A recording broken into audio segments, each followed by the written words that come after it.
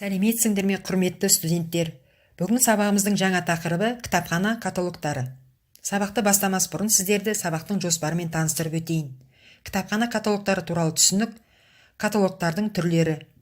Кітапхана каталогы бір кітапхана немесе бірнеше кітапхананың жинақталған кітап қорында бар баспа шығармаларының белгілі бір жоспар бойынша құрастырылған қор құрамының мазмұнын ашып көрсетуге, оқуға мақсатты басшылық жасауға, оқырмандардың кітап іріктеп алуына көмектесуге арналған тізбегі. Каталог кітапхананың негізгі анықтама және ақпараттық іздестіру аппараты. Кітап қорының құрамындағы баспа шығармаларының алуан түрлері, тақырып жағынан сан-салалығы, сондай-ақ оқырман сұранымының елеулі айырмашылығы кітапханада бағыты мен құрылымы жағын әртүрлі каталогтар мен картотекалар жүйесін жасауды қажет етеді. Кітапхананың әрбір типі үшін каталогтың қажетті минимумы белгіленген. Кітапхана толығына қарай бас каталог, орталық каталог және жинақты каталогқа бөлінеді. Бас каталог кітапхананың кітап қорын оның қай жерде сақталғанына қарамастан түгел жинақтап көрсететін негізгі каталог. Орталық каталог кітапхананың негізгі қоры мен оның барлық филиалдарының қорын қамтып көрсететін каталог. Мысалы, бұл каталогтар орталықтандырылған кітапханалар жүйесінің орталық кітапханасында және жоғарғы оқу орындарының кітапханаларында жасалады. Ол жинақты каталог қызметін атқарады. Жинақты каталог бірнеше жеке кітапханалардың қорын жинақтап көрсететін каталог. Сигылдардың көмегімен жинақты каталогта қай кітапхана қорында қандай кітаптардың бар екені көрсетіледі. Материалдарды топтастыру әдісі бойынша жинақты каталог әдетте жүйелік және алфавиттік, ал формасы жағынан карточкалы немесе баспа түрінде болады. Кімге арналғанына қарай олар оқырмандар каталогы және қызмет бабы каталогы болып бөлінеді. Материалдардың топтастыру әдеттеріне қарай алфавиттік, жүйелік, пәндік болып бөлінеді. Оқырмандар каталогы оқырмандардың пайдалануына арналған каталог. Қызмет бабы каталогы кітап қорын толықтыру және әдебиеттерді өңдеу, анықтама, библиографиялық тағы басқа жұмыс процестеріне пайдалануға арналған каталог. Көп жағдайда бұл каталог бойынша жеке оқырмандардың оқырмандар каталогында жоқ әдебиеттер жайында сұрақтары орындалады. Алфавиттік каталог баспа шығармаларына жазылған сипаттама, карточкалар автор фамилиясының, ұжымдық авторлар атының және шығарма тақырыбының алфавиттік ретімен орналасқан каталог. Алфавиттік каталогтың негізгі мақсаты анықтама ақпараттық қызмет атқару.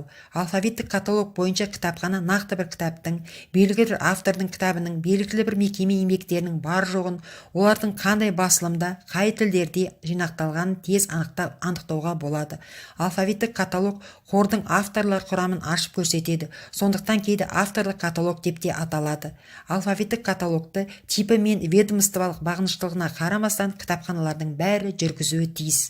Алфавиттік каталог каталогтар жүйесінде үлкен орын алады. Жүйелік каталог баспа шығармаларына жазылған сипаттама, карточкалар мазмұнына сәйкес білім салалары бойынша орналастырылған. Одан әрі қарай бөлімдер неғұрлым ұсақ бөлімшелерге бөлініп, логикалық бірізділікпен және бір-біріне бағынышты қойылған каталог. Жүйелік каталог құрылымы кітапханада қабылданған кітапхана библиографиялық жіктеу жүйесі бойынша белгіленеді.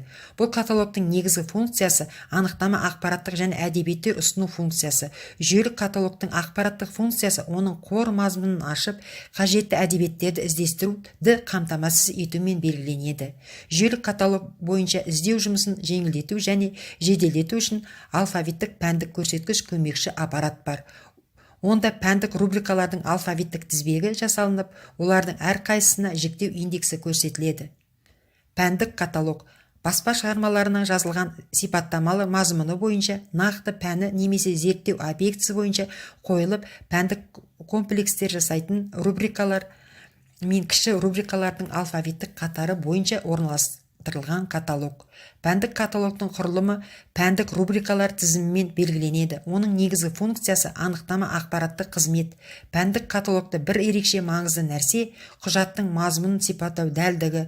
Мұндағы пәннің аталымы нақты дәл берілуі керек. Олар пәндік рубрикалар мен кіші рубрикаларды құрау ережелерінің көмегімен жасалынады.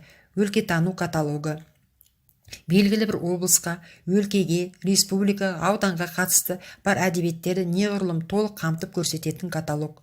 Өлкетану каталогы алфавиттік және жүйелік каталогтар жүйесінде жасалынады. Бұл каталогқа қосымша жергілікті басылымдар каталогы мен жергілікті газеттер картотекасы жасалынады. Электронды каталог заманауи кітапханалар тәжірибесінде электронды каталогтар түзу күнделік жұмыс ретінде ерекше енген. Қазіргі уақытта іс тәжірибе барысында ол кітапханалардың дәстүрлі каталогтарымен бірге қалыптастырылып келеді. Кітапханалық электронды каталог қалыптастыру арнайы кітапханалық автоматтандырылған ақпараттық жүйе бағдарламасының каталогизатор модулін пайдалану арқылы іске асырылады. Қазіргі уақытта республика кітапханаларында әртүрлі кітапханалық автоматтандырылған ақпараттық жүйе бағдарламалары қолданылуда. Олар Рабис, Ирбис, Кабис тағы басқа бағдарламалар. 2007-2009 жылдарға арналған Қазақстан Республикасындағы ақпараттық теңсіздікті төмендету мемлекеттік бағдарламасы аясында мемлекеттік электронды кітапханалық қор Қазақстандық ұлттық электронды кітапхана ақпараттық жобасы жүзеге асырылды.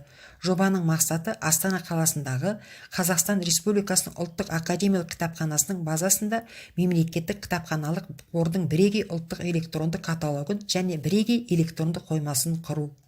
Үйге тапсырма.